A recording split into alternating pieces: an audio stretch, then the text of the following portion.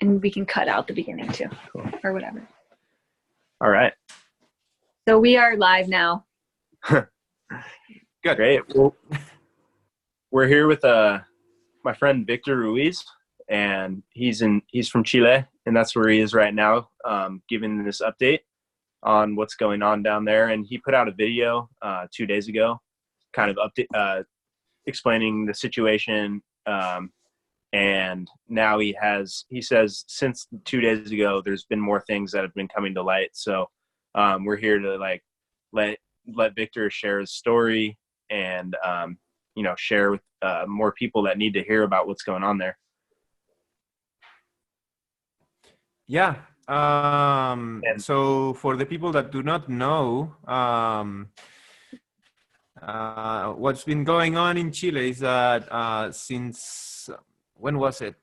Lucho, ¿cuándo fue que empezó todo esto? El viernes, ¿no? Viernes pasado. Yeah, since last Friday, we had a situation in which people started to skip paying the metro fare. So what happened was that the government decided to just basically repress that by putting the police on the metro, and so began a situation that has been going ever since, and it's gone out of hands. And we have a lot of people that have claimed to have their rights violated, their most basic human rights. I'm talking about situations of torture, of women getting raped, of children getting molested. That's one of the things that affects me the most. And right now we have new statistics from the National Institute of Human Rights, and more people are adding to that list, unfortunately. Yeah. Well, yeah, it sounds super intense, and yeah, it's like yeah, like I want to ask a lot of different questions, like what can we do to help, what's going on, and what. Okay. Question. I want to hear what you're wanting most right now to happen. What you see as being the next step potentially in recorrecting this whole pathway that's going on for your country. So what people have been discussing in protests and so on, because okay, let's put ourselves in context.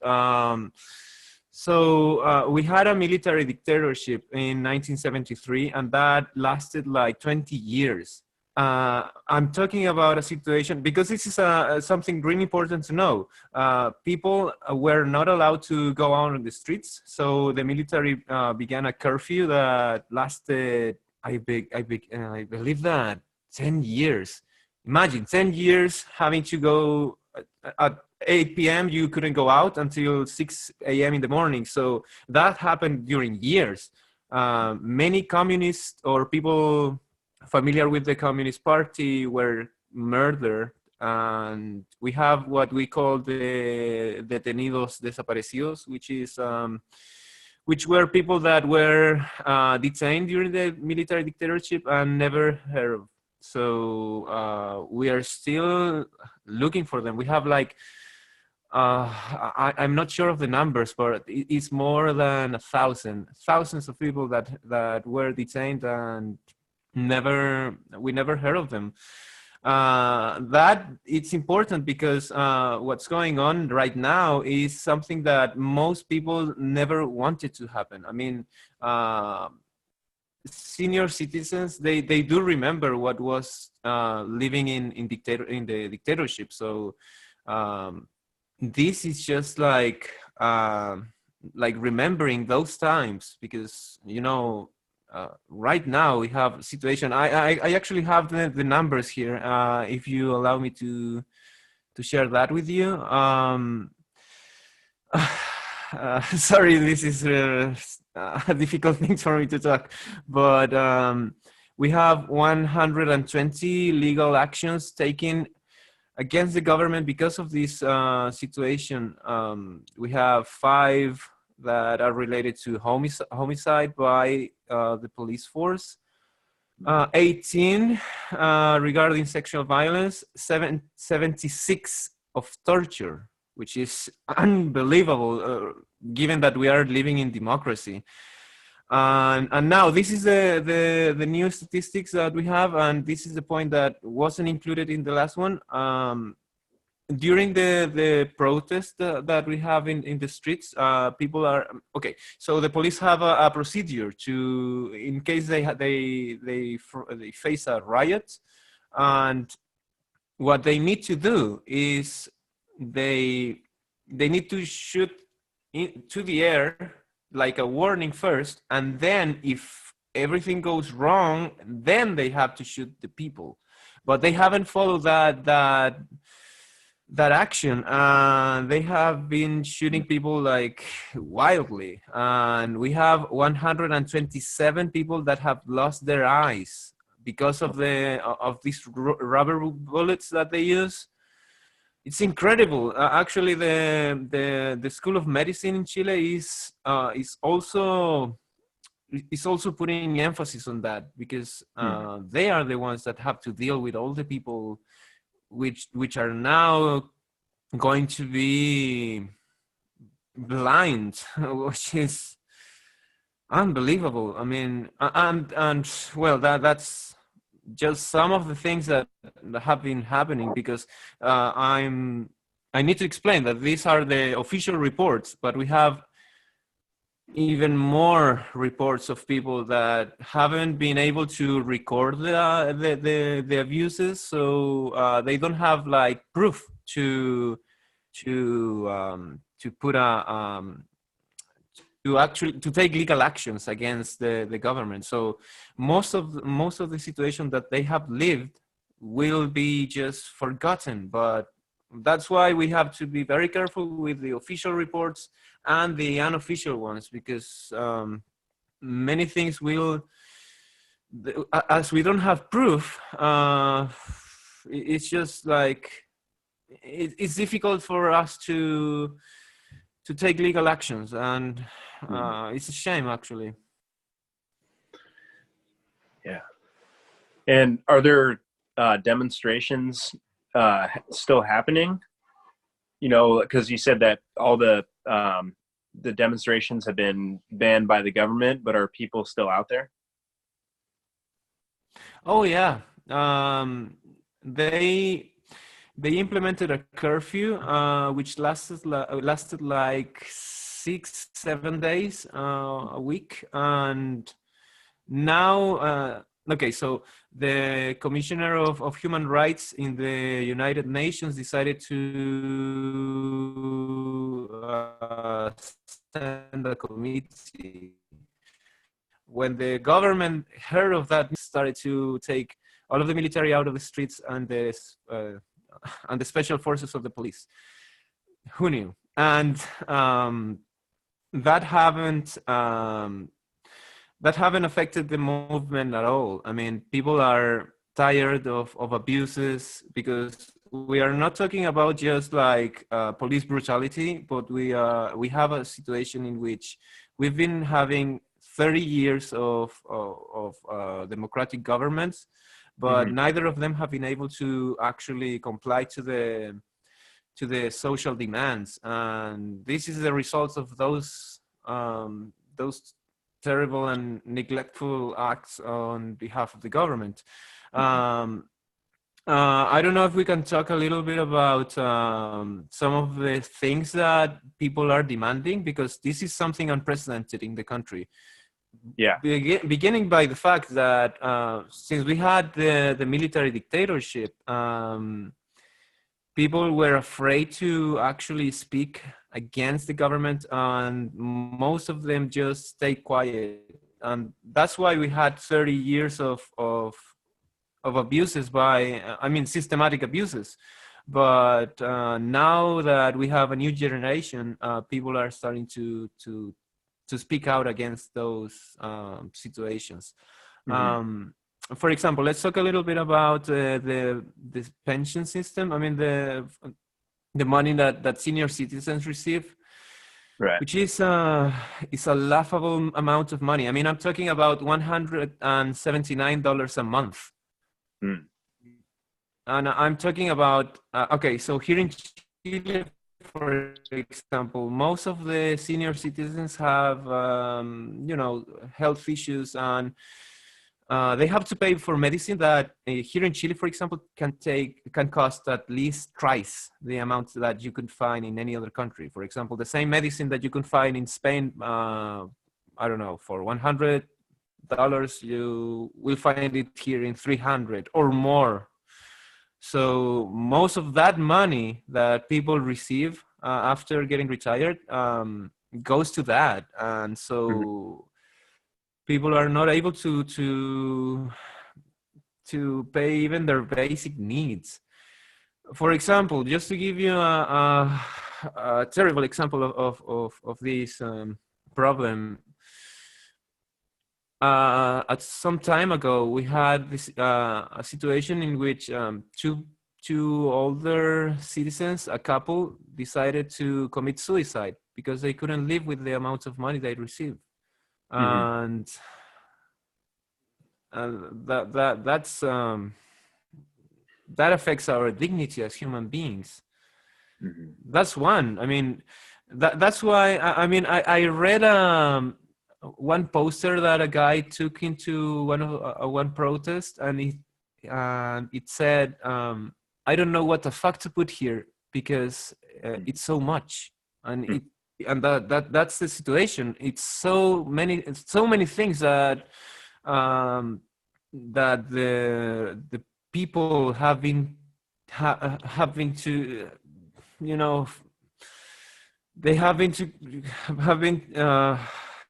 confronting during these years that that's just one. I mean, health and medicine, for example. Medicine, as I said, is really expensive here, and because we had a situation with pharmaceutical industries, and they have a case of collusion. They decided to put a high amount on all medicines and on all prescriptions. I mean, and people just have to comply to that because they are forced to buy it out of necessity.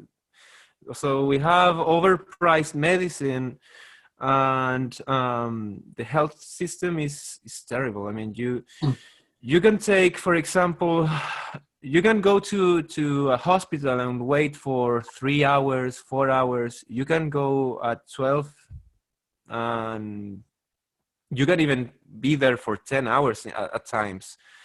It's very deficient, and people have literally died waiting for attention, which is just incredible. And those are the lucky ones, so to say, because some conditions and diseases are not even covered by the health system. So people have to, I don't know, make like popular bingos, trying to raise money to pay for some kind of conditions that are not covered by the health system. And if you cannot do that, then you're pretty much fucked. It sounds a lot, you know, it sounds similar to the US healthcare system, where it's just like people are like starting GoFundMe's to, you know, pay for surgeries, and like, you know, all these other countries, it's like, you know, healthcare is a universal right. But I guess in the US and Chile, I'm not sure, like, is the healthcare system there like very free market insurance company type thing? Is it like the US?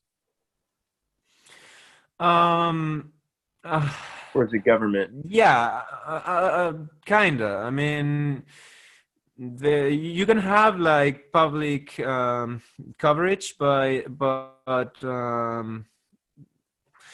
but everything goes better if you have the money to pay for that. So in that regard, it's just another market, just like in the U.S. I mean, we have to put into consideration that the economic system that we have, and of course the market system that we have here in Chile, was crafted by U.S. Economists. One of them was Milton Friedman, as I said in my video, and him, along with the Chicago boys, which were the people here in Chile that went to study in Chicago under his teachings. They decided to put this neoliberal agenda, and they have basically converted everything into some kind of what's the word our beloved president used, into commodity. What's the word he used? He used a verb. Yeah, that's right. He said that about education, that it was a consumer's good. That's right. Consumer's good. That's a right. Yeah, a consumer is good. So it's like that with every type of thing that you would consider like obvious, a right. They converted it into some kind of shopping mall. I don't know. It's terrible, and that's just the health system, because we have many of them. Yeah. Wow. So it seems like you're saying a lot of the social unrest, like it's not about them raising the turnstile rates 30. What'd you say? What's the currency down there? Sorry, what? You said it was like it's not about this one, them raising the fares for the public transportation. It's like 30 years of these like social issues and like treating everything like a commodity, that this free market is gonna make sure everything works out great for everybody, right? And it's like people are pissed off, huh? Well, it's out of mm-hmm. Yeah. Oh, I was just saying. Sorry, Shannon, you were going to say something? Oh, I was just saying it's out of integrity with its whole like grounds for existing. Yeah, it's actually a terrible thing. And we are just talking about the health system and pensions, but there are many other things that I mean, we could be talking here a whole day, because I'm just gonna point out like the most important ones, but there are plenty of other things that, as I said, we're so used to getting quiet. I mean, to just keeping to themselves every type of situation that they didn't like. They just kept it to themselves, and now is the moment for people to talk, and we can see it on the streets. I mean, there has been plenty of riots and so on, which I don't actually approve of. I mean, I understand that people are pissed off and they want to, because so they don't have like a formal way in which to express their feelings and necessities. So, and the government don't pay any attention to that thing. So it's only natural that people would use violence as a type of attention grabber, I would say. Mm-hmm.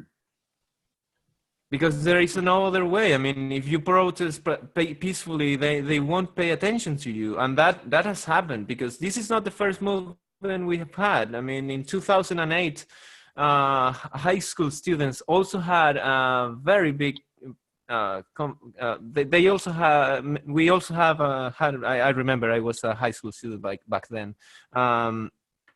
We also had this situation in which we wanted to express our opinions about what we thought unfair, but nothing happened.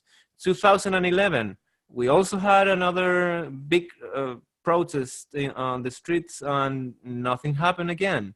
So it's been like that every 5 years or so, that people go onto the streets and no one listens to them. No one listens to us. I would better to say.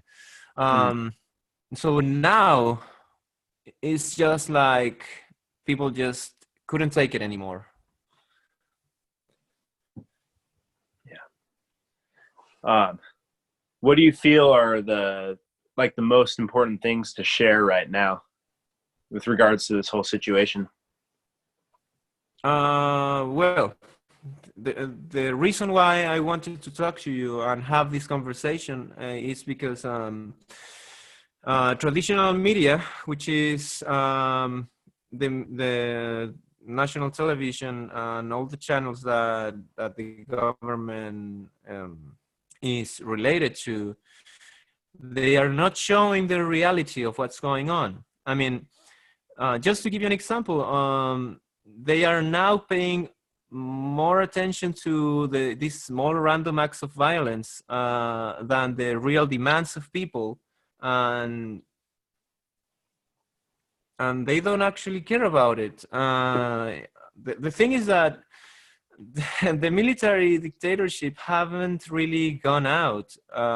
Sure, we don't have the military in the streets all year around. I mean, we had it a week before, but the thing is that there are plenty of things that still occur that happened during the dictatorship, and one of those was the dictatorship. I mean, the dictator back then, Augusto Pinochet, he had like meetings with all the directors of each channel, and he would say, okay, you know, we don't want to people to know this and this and that, and so please keep quiet about that. Try to put any other thing on television so people lose their attention on some other random bullshit. So that is happening right now. Actually, 3 days ago, or no, I'm mistaken. Like when this riot started, they had a meeting with the president. So it's very interesting, to use one word. It's very interesting to know that they had this meeting, because right now the demands of the people are not being heard of again. And so for me, and trying to get out and inform to other people is very important, because, as I say, the traditional media is not paying any attention to what people are actually protesting for. And it's going to be like that until all of this gets better in a way. I can see it because it has happened before. The riots, I mean, the protests, they still continue until this day. And that's good, because it's a new generation, and I'm really happy about it. But as I say, the media is not paying attention to it. So my duty is to inform people about that, about the human rights violations, because they don't talk about that. They don't talk about the people losing their eyes, for example. They just mention it, like, casually. And they don't put the emphasis on what's really important, which is all of these issues, social issues that have been neglected during the years. Yeah. So what are some of these demands, or what are the demands that people have made, either collectively or like as kind of a movement? Well, I need to talk about the movement itself first, because I really find it interesting.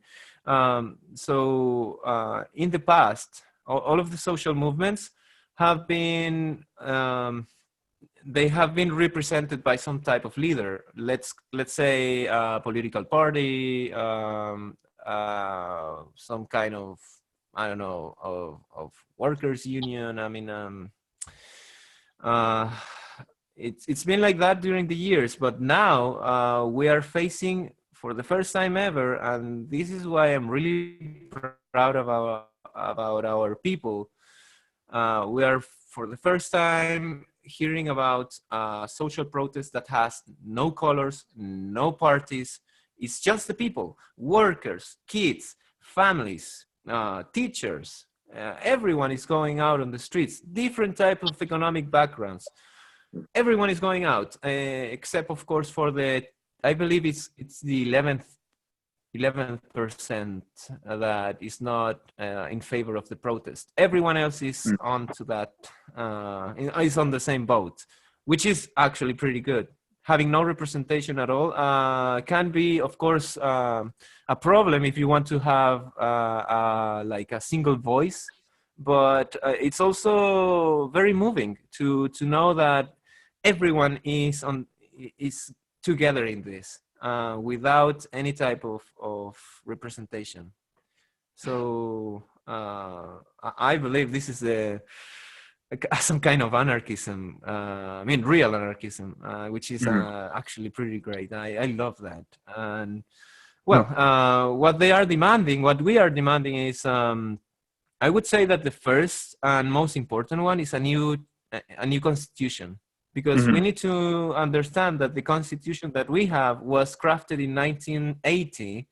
That was 7 years before, after the military coup d'état. It was crafted by these guys, as I said, the Chicago Boys and Milton Friedman. They never asked for any popular consent about that. So it's something imposed on the people. And so now people are actually want a profound change in the Chilean constitution. We are now holding some types of dialogues, like organized dialogues between citizens, and they are asking for, okay, so what is the most important thing? What do you need? What do we need to cover first? And out of those meetings, we are going to have like a national report, and with that, we're going to go to Congress and ask for a new change in the Constitution, which is a profound change. And I hope that everything goes well. Right now, the government is actually, I hate those guys, because a week, when this started, a week before, they labeled everyone as delinquents and as criminals, not paying attention to the real issue behind that. And right now, when we had, so this last Friday, we had like the biggest amount of people on the streets in Santiago. It was 2 million people on the streets, a lot of people. And that repeated in every city in the country. And and the government, instead of saying, we accept that we had, it's our fault and whatever. No, they said, fucking president. He said, oh, the people are gathering. We are so happy to be part of this, and we're happy to be hearing people claiming dignity, peace, and whatever. So they are like, they were our enemies before, and now they want to be on the same side. Just to give you, this is ridiculous.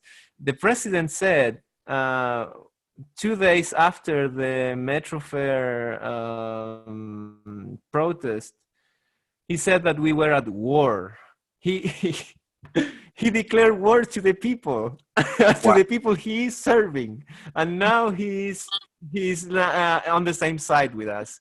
Fucking guy, I hate this. I believe he should be taken out of his out of the presidency, but well, we'll see. I want to emphasize something that at least what I'm hearing is that when the people do speak for their needs and speak for their basic human rights, it does actually make a difference. And I know that, at least for me, in this whole thing, I feel scared. It's scary. And there is a lot of sort of mirroring around things that are happening there and things that are happening in the United States. And I feel like people often get discouraged and think like their voice doesn't matter because of all this happening. But when we do actually speak up for ourselves, it's shown that freedom of being is essentially like human desire. Like every human really wants that. Mm-hmm. So thank you for sharing and for speaking up. And I just felt like I wanted to share that. And if, for whoever is watching, any way in which you feel like you could speak up for something more, like I encourage you to do that too, because we all have something that we're fighting for ourselves and for our families. And so we can all do something a little bit to speak up more. So.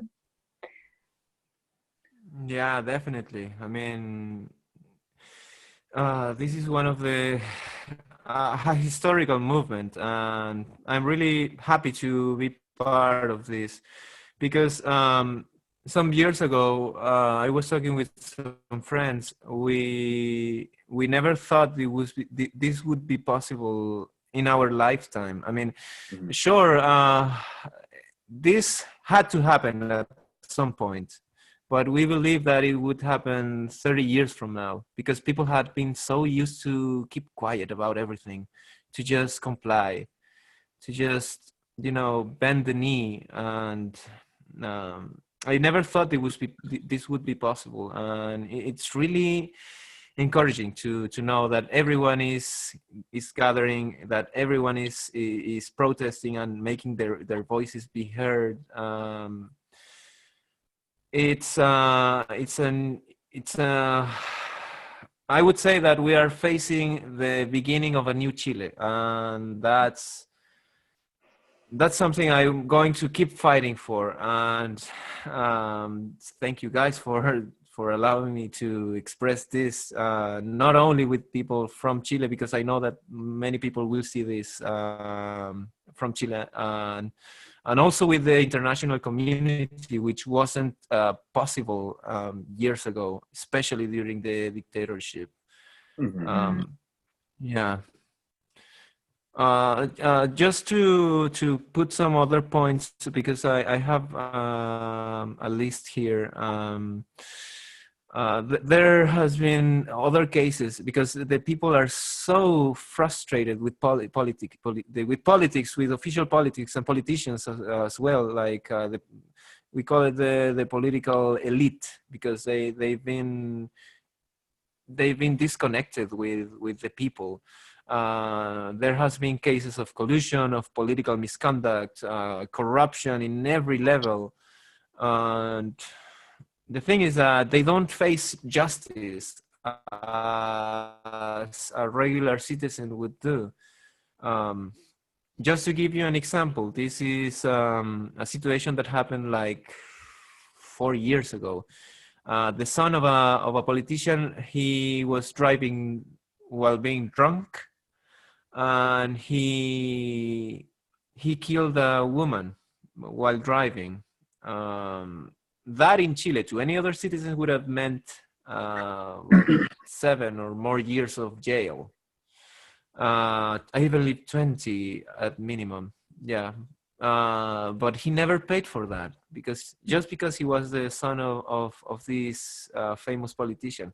And the most ironic part of that is that same politician is now a minister of justice. Oh. It's laughable. It's like they're making fun of us. God damn. Yeah.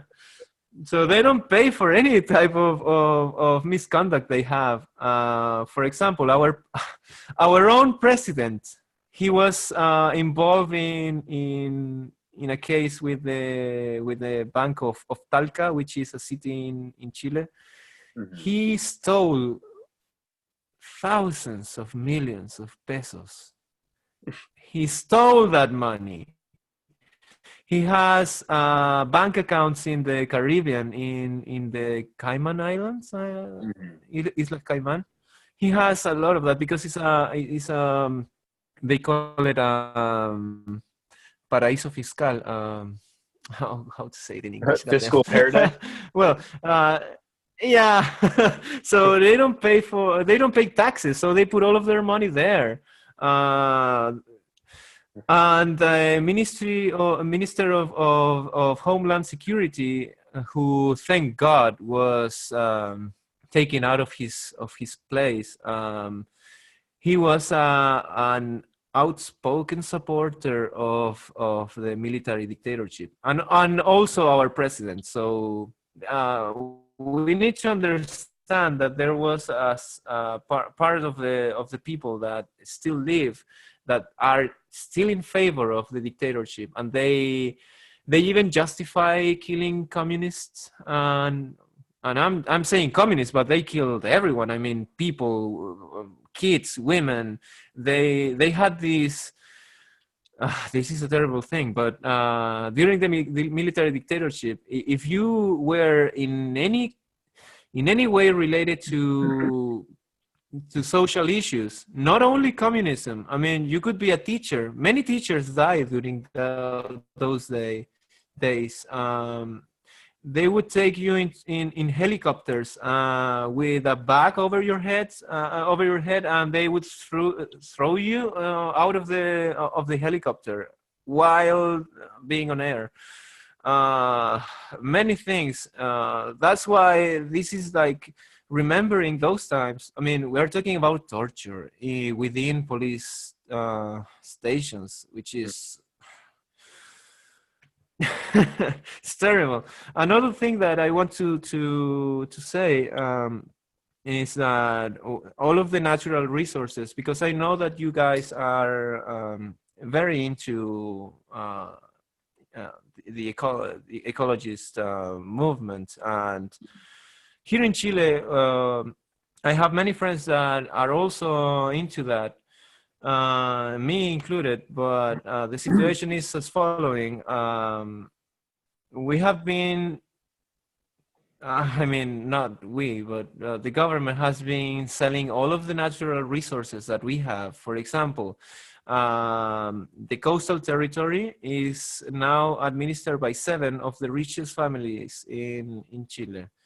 The government has no claim to that, and all of the money that they get, they just pay royalties to the government, which is of course not enough. Copper is mainly exported. We don't have factories here to process that, so they take out copper and they just send it out, and we also receive very little money. I mean, state-wise. Electricity and water is also subsidized by foreign interests, and so are the roads, which are, I believe, it's a Spanish company. So all of the natural resources that we have here have been sold to foreign capitals, which is incredible. Nothing in Chile is Chilean. It's crazy. Yeah, that sounds like it's, I read that book, Open Veins of Latin America by Eduardo Galeano, and he talks about. Oh, yeah. So that's like, a very good one. I don't know. He says for a really long time, he goes through history, and like all the railways were built by these multinational corporations to export, easy exporting of the resources back to, Europe, and then the United States. So it's like, there's just this super long history of this happening, and like natural resources being exploited and exported to, this like global, like the the economic powerhouses, basically. Yeah, I think that's all I wanted to bring out there. Yeah, no, definitely. I mean, the situation here in Chile is one of the most dire, one of the dire, but it's really dire. But I believe in Peru and Bolivia, Ecuador. There are other countries that are going through the same process, and all of them have been exploited in some way or another, and now people are making their voices be heard. I'm really happy for this to be happening. I mean, I'm not happy for police repression and brutality, but it's important that all countries around Latin America are now starting to raise to be more conscientious about. That is really good. Another thing that I wanted to say this for last. Education, because as you know, I'm a teacher here, so this affects me directly. There is a huge gap between the private and the public sector. I mean, a student from a private institution has way more opportunities than any other kid in a public school. Just to give you an example of the things that we are missing in the public system, we are facing, the buildings are facing very difficult, we have a lack in resources, which translates into schools not meeting for example, I believe it was somewhere in the middle of the country. They had to close the school because the roof was leaking every time it rained. Here in my school, in the school I'm working on, we have in the bathrooms, we only have one working toilet for a whole school. Can you believe that? One of the other things, I'm talking about like elementary and high school. We face a lot of problems regarding lack of resources. But it's not only that. I mean, as teachers, we are also damaged by the system, and we receive a terrible salary. I mean, sure, we are better than most people that receive the minimum, but still 30, 40 hours in front of the schools. And those are the official hours, because most of the time we do extra hours and no one pays for that. Mm-hmm. So a colleague of mine said that being a teacher is like being in some kind of humanitarian work, because there is plenty things that we do that are not going to ever be paid, and so we are asking for better salaries, and this has been since the 2000s. Nothing has happened. We have a historical demand that people. Okay, so there was this case in which teachers should have been paid. I mean, I'm talking about my older colleagues. They should have been paid a royalty because of their efforts, as public workers. And they didn't. The government just decided to use that money into other things, and so they were left with nothing. And they have claimed for that. They have claimed that money, but no one has really heard. And some teachers have died waiting for that, which is terrible. Sure. Also, the pensions that they receive that we receive. I'm still young, but in the future, if this doesn't change, of course, I'm going to receive a terrible pension, similar to the amount I said at the beginning, like $179, which is of course laughable, and and given that we are public servants in a way.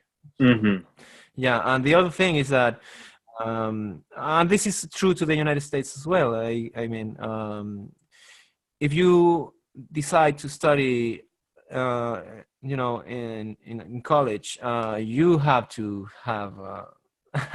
If you don't have the money, you have to understand that you have to get in debt. And currently, I'm drowning in a sea of debt. Many things that you guys, for example, and this is something that we don't have, for example, is that we need to pay for that. There is no other way around. And in my case, I cannot, for example, if I decide to travel, let's say, if I want to go and meet you, I cannot, because I have to pay for every single peso that I've asked for the government for them to help me study. So again, a right that should be free, and it's another market. Right. I mean, a right that should be free, especially given the line of work that you're doing. Like, of course. Yeah. Wait, so you said that they don't let you travel until you've paid off your debt? Oh, no, we can, but of course that would mean that we'll be gathering interests in our debts, and so the amount goes up and up and up every year, so you'll never finish paying. So I decide to stay here just to be done with it, and then decide, and then if in the future, if I decide to go out of here, so I could do that. But the situation is that you can of course travel away, I mean abroad, if you want, but right. But okay. You need to consider that, of course, the interests are going to be going up every year. Mm-hmm. Thank you for clarifying. Yeah. Yeah. So like I said, I don't know if you have any other questions. I've covered all of the topics I wanted to speak about. I just, when I think about the word lack of resources, just keeps ringing in me the reality that there really isn't any lack of resources. There's just a serious lack of distribution of resources and an unfair distribution of resources. And it shouldn't be that rich people own natural resources. It should be that everyone has access to an equal amount of resources. So it's just absolutely absurd and insane, and not in favor of what we really are as creatures of the earth, that eat the food of the earth and drink the water of the earth, and that's really like what's true. So yes, I'm just holding space for that to happen, complete redistribution of the resources that actually are here for us. So thank you for being bold and sharing. I don't have anything else to say. I have questions for you, actually. Yeah. How does it work in terms of what we were talking about? I mean, what I was talking about, the debt in case of college education. How is it for you? How do you pay for that? Yeah.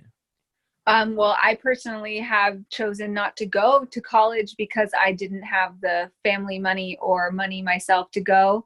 And so that's a choice I made. And I am a very intelligent person. I love learning. And I have not chosen to go to a formal school because of its cost and my inability to be able to pay for that in a way that felt comfortable to me. I don't personally feel comfortable accruing a bunch of debt given the way the system is. So Yeah, I'm here talking to you instead. Yeah, totally. There's a lot of people who just don't go to college, and of the ones who do, who accrue debt, it sounds really similar to what's going on in Chile. It's like, it's not just like a little bit of debt. It's a lot of debt with high interest rates. And actually, there's certain, forgivenesses for kinds of debts, in the US, where it's like, for any number of reasons, but actually student debt is one that has the least amount of any kind of forgiveness. And I'm not entirely sure, but like there's ones related to like you die. I'm not sure if that's student debt, but it's very restrictive, and it's one of the biggest businesses in the US is student loan debt. People are making a ton of money on these interests, and like debt is bought and sold by different people like playing this game. And it's like nothing is sacred in that world, for these people, or they just don't understand it. They're like, oh yeah, I'm gonna do this because it'll make me a ton of money, and like, it's like real people, who are suffering the consequences, preventing people from like unlocking, other adventures, right? And there's a big movement. I bet your friends in Chile will be interested in this. It's basically this movement called strike debt, which are there's a whole network of people that are fighting for students' rights and students who are in debt. And there's all kinds of things going on. If you look up strike debt and also Jubilee, if you type in Jubilee debt, that will get people connected to some organizations that are working to solve the student debt crisis in the US. Good to hear about that. I would definitely check that out. And what you said rings a bell. Nothing is sacred to these people. I mean, we have a businessman as a president, so hey, that is one of the things that has led to the situation. Oh yeah, that's right. Mr. Trump. God damn, this world is crazy. And what you said, Shannon, about not choosing to go to college, I believe, now that I'm in this situation, I believe that was that would have been the wisest choice. So it's good. I mean, I do believe in what I think it was Noam Chomsky that talked about real education. What really means to be educated, and it goes first with that, with being with ourselves, being interested in learning, and I totally support that. I mean, of course, we have a formal system that gives us the sense that we have a structure that can, be a support in case we want to like prove what we know, but of course we never stop learning, and it's really important to keep doing that. So that is really the wisest choice because now we are all in debt here. Yeah, totally. One thing, so I've been studying history for a long time now, and like various, revolutions and social movements. And, there's a really good podcast called Revolutions by Mike Duncan, and it's very enlightening, just kind of how things progress. And, it's like I'm listening to one about the French Revolution right now, and, you bet people were pissed off, and they were raging so hard in that, right? And, also like getting into the idea of what is ecological restoration and what is community and climate resilience, right? And, reading people like Buckminster Fuller who say, we have the technological and brain capacity and collective, collaboration capacity to have every person on this earth, live to the standard of billionaires or better, when you account for spiritual and, connection related things. we have that capability, you know, but like Shannon was saying, you know, it's like this distribution of resources, like it's not, yeah, it's not, there's not enough, there's plenty, you know, especially when we protect our natural resources, not, you know, not to be exploited, but to be protected, and, you know, and hold water sacred and hold the earth sacred. And, you know, if we do that, there's enough. So I just pray that, you know, I pray that we all realize this, that it's not just like, you know, this like doesn't have to be bloody revolution, you know, and then kind of like sometimes we repeat the cycles of the past and of the oppressors themselves. Like, and, you know, we're at a crucial moment where, you know, we need to be working together and going into collective and collaborative inquiry to figure out how to move forward in a meaningful way.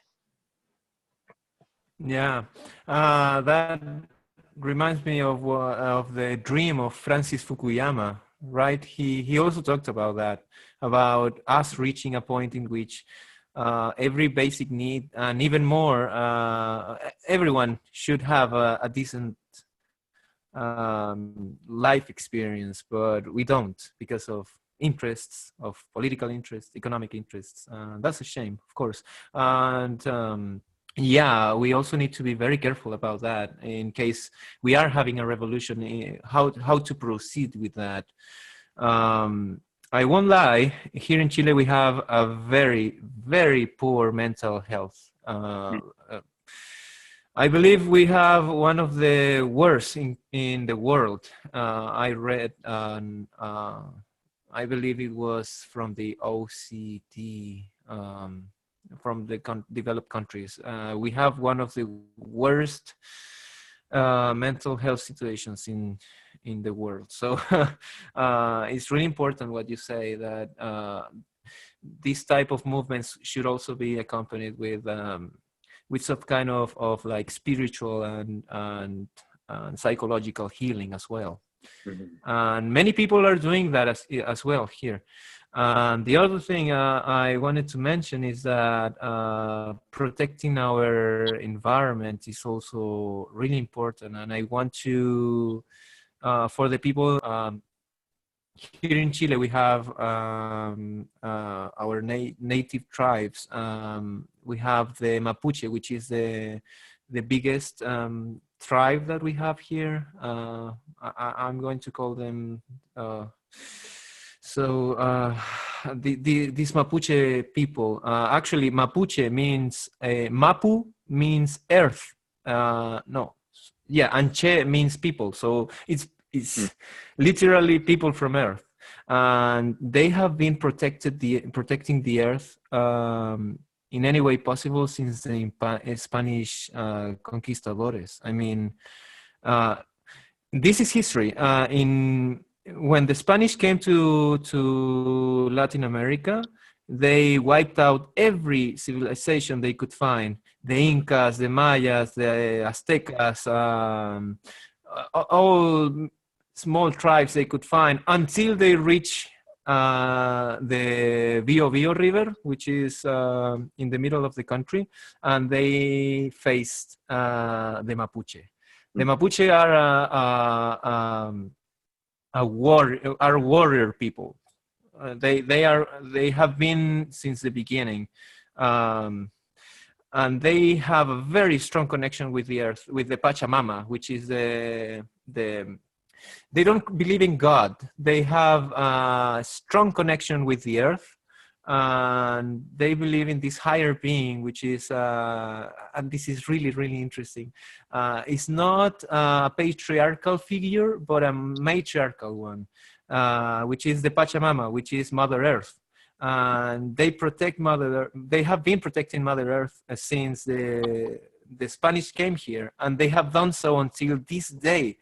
So people talk about the 100 years war in Britain, like being one of the longest, but here it's still going, and they are still fighting, and they are so brave.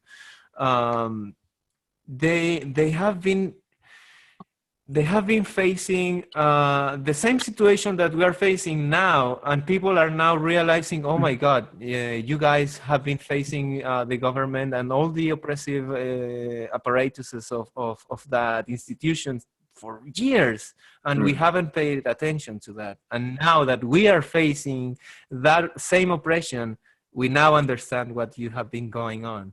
I've always been a supportive individual of the Mapuche. These people, they have been systematically oppressed in their homelands. They have lands in Araucanía, which is the place where the majority of these people are ever since. We're facing now kids getting murdered, women getting beaten up, people getting pushed away from their own lands, just because there is an economic interest from these people that want to cut down every tree so they can get more money. They have been resisting that with all of their heart and efforts, and I admire them. I honestly admire our Mapuche people. They have done an incredible job, and even though the Chilean population has, but even when they weren't, when they didn't had any type of support, they still kept fighting, and they are doing it now. And now they are supportive of us and all of these movements, not having any support from these people, and still when they look for help, you know what, we are going to give that to them. And they have been doing that ever since. They are the biggest tribe we have here, because and the only ones. I mean, we have a small population of Aymaras in the north of Chile, which are more related with Bolivia as well.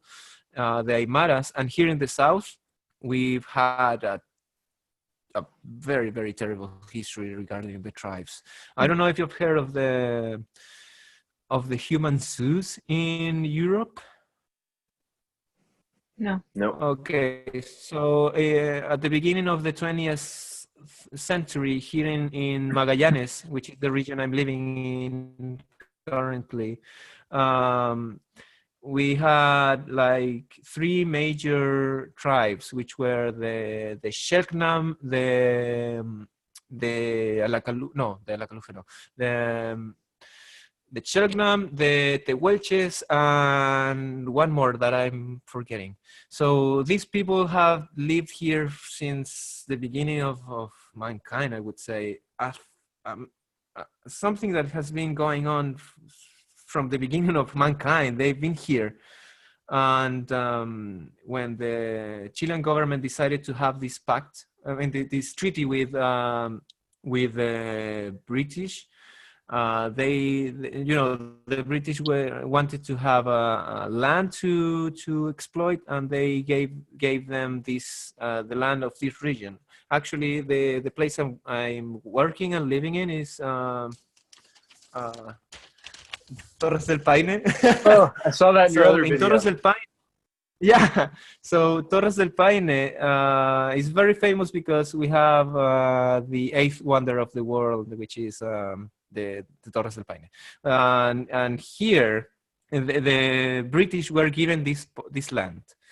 What they did was to establish this Sociedad Explotadora Tierra del Fuego, the exploiting society of Tierra del Fuego. And they started working with sheep and cattle and so on. But the problem they faced was that there were these people, the Tehuelches, the Selknam, and so on. And they, and this is one of the parts of history I'm very ashamed of. they killed everyone. They organized parties to go out and hunt them like animals. They would cut out their ears and use that as currency between the workers. It's a terrible thing. They killed women, children. They wiped out everyone. No one is. Now we have we lost that. This is not even something like we should lament here in Chile. It's something that the world, the entire world lost, because we had an entire vision of the earth that is so beautiful. I mean, I'm going to send you material about that. They had an incredible vision of what the earth is, about what nature is. They had a very strong connection. For example, one of the things that many evangelists from Europe, especially from Italy, there was this one guy, Alberto Maria d'Agostini, which he started recording all of the things he could. And thanks to him, we have a basic knowledge of what the Selknam were and their vision of the earth. But they had an incredible vision of what the earth is. They didn't believe in personal property to begin with. So one of the things that the British were like really pissed off about was that these people would take everything like without asking and say, so they said, oh, these people are stealing, because they believe in the concept of property, but they didn't, because for them everything is free and should be shared.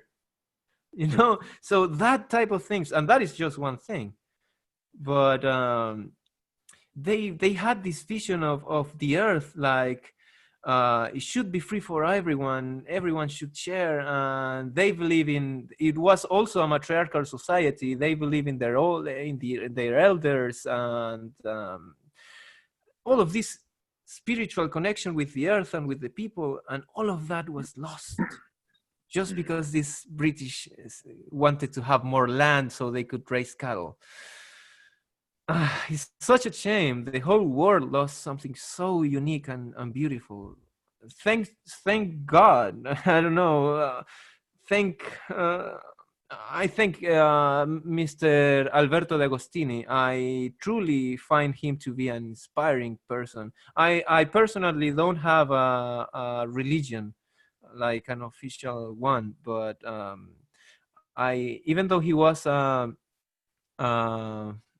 priest, I really find his work to have been important, because he recorded everything, and now we have this material that we can work on. I'm going to send that to you guys so you can learn a little bit about that. It's a beautiful thing, a beautiful concept that they worked with. Unfortunately, we lost everything. Mm-hmm. Yeah, thank you for sharing that. Yeah. Well, we didn't lose everything. Those ways of looking at life and the planet are still valid. And thank you for sharing it, because I got to experience more of it when you shared it. Mm-hmm. And that's how we share it, is by reminding each other of what's true. And I feel like what's true always like stays the same. And yeah. It's true that we are all connected to the earth as one. And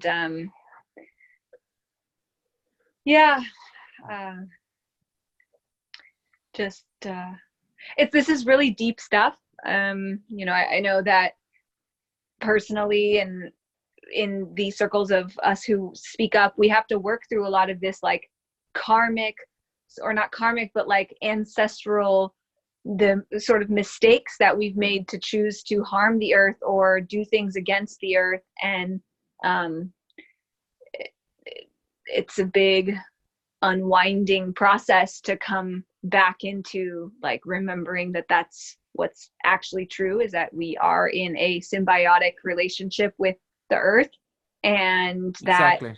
If we harm the earth, we harm ourselves, and that's always true. So yeah. Mm-hmm. Ay. Yeah, no, it's a beautiful thing. Yeah, so the Selknam, as I said, they were wiped out, but we still have the Mapuche, and the Mapuche have a very strong relationship with the earth as well. Um, I'm going to send some material about that as well, because Thank it's you. really worth sharing. Yeah. Thank you. Thank you. I would like that. So, yeah. So I don't know if you have any other questions, because I've covered everything. Yeah, maybe we can like check in again soon, and we'll keep sharing your videos out as they come out. I saw you just got started, Oh yeah. number one, and yeah, just to the people listening in Chile, know that we're here in solidarity with you. It sounds like our struggles are very interconnected and very similar, um, and Yeah. yeah, we'll all learn from each other, and hopefully find a beautiful path forward for everybody. Yeah, the things that we are working with some friends, because I'm not the only one. I mean, I have my whole group of friends. They don't live with me here, but they are in another city, and they inform me of everything. We are going to be working on creating this type of like news broadcast that we want to create, so we can share it online, both in Spanish and in English, explaining a little bit of what we talk about now, and the idea is for everyone to get informed in any way possible.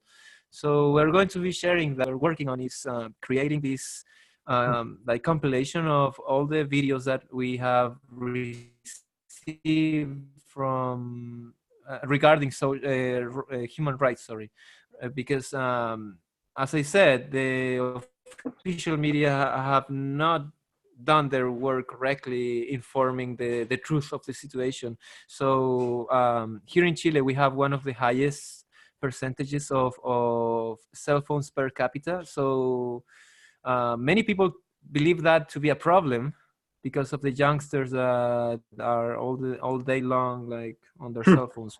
But it has proven to be very useful today, because thanks to that, many of these abuses of power have been recorded. So voted every day about these acts of oppression, and many of them. And this is the part that's the reason why we want to do this. Many of them have been taken down from platforms. A certain number of videos, now we have only a few. Every day is getting less and less. So they are actively putting down every type of information that could be harmful to the official government.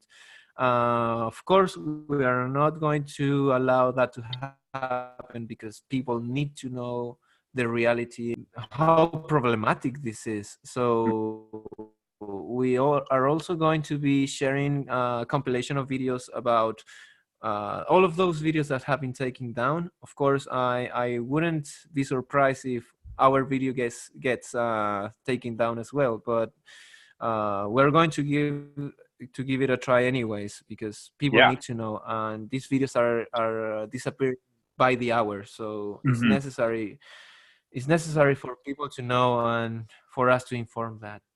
Yeah, and if you need people that are outside Chile to upload them, I'm sure there's any handful of people, that are beyond that wall of censorship that would be able to post them. Yes.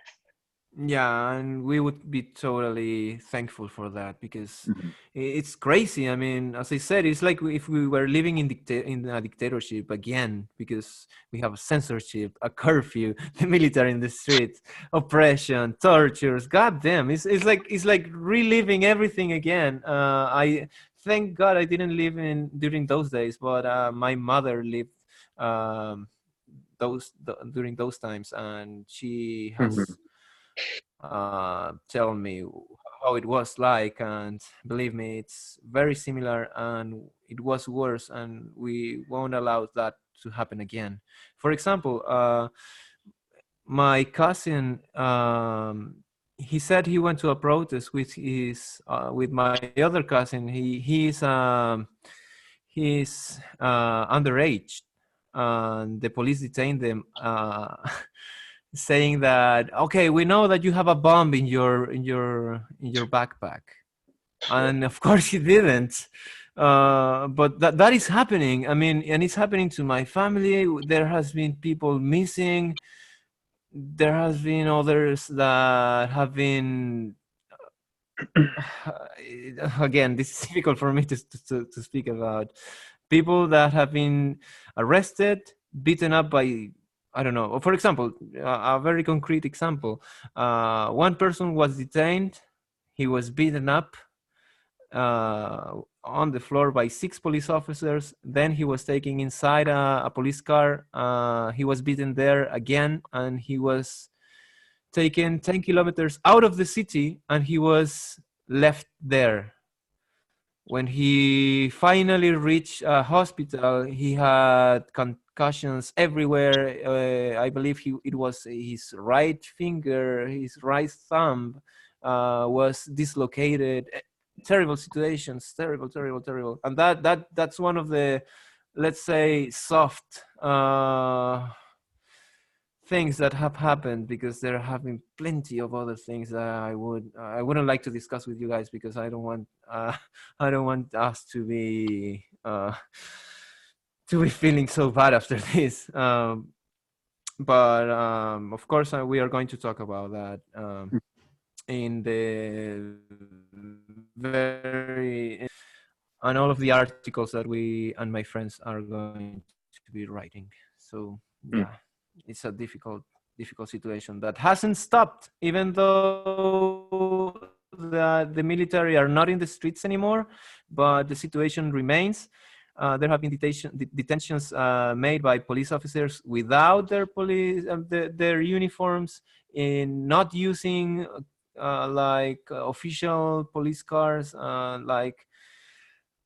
it's so weird, like if there was a kind of secret police arresting everyone.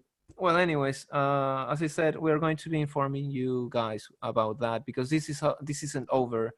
And even though the protests, the riots may be decreasing by each day, we still have months and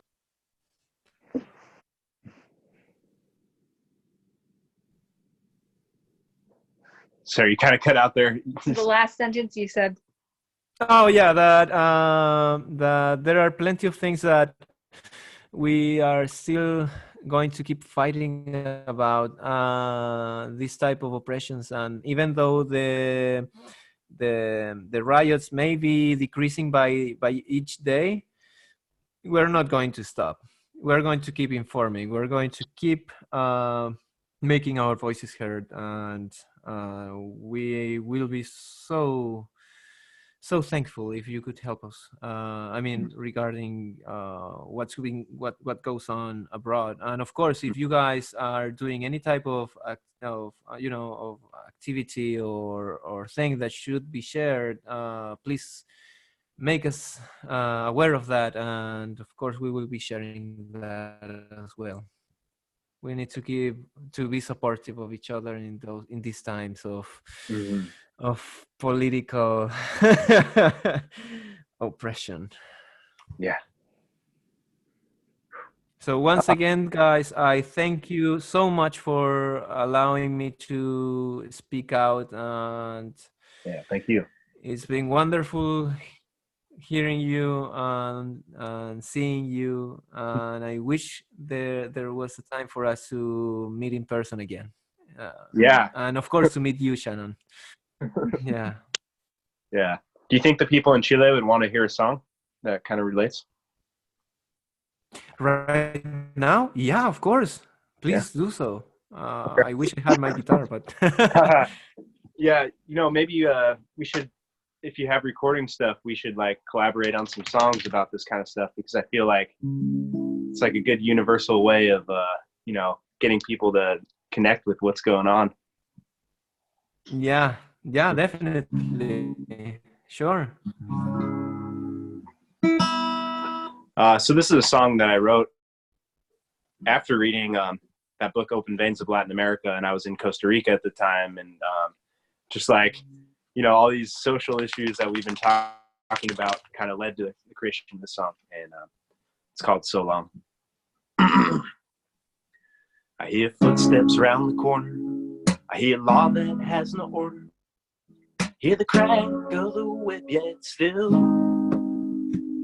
Hear gasoline power, the Raza and the Kaiki, the butcher's chopping block. Gun without a chamber, question that has no answer, a silent revolution.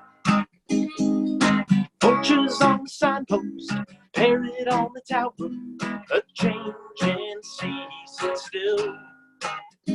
So long, farewell, my friend I knew so well. So long, farewell, as far as I can tell. Every little action has its own reaction, putting it on so thick for me. Stealing mother's treasure for our dirty pleasures, it's made us ill see. She said, put down the rifles, pick up your shovels, I need to see you sweat. Oh, it's not gonna be easy, but if you want to please me, you got to give before you get. So long, farewell, my friend I knew so well. So long, farewell, as far as I can tell.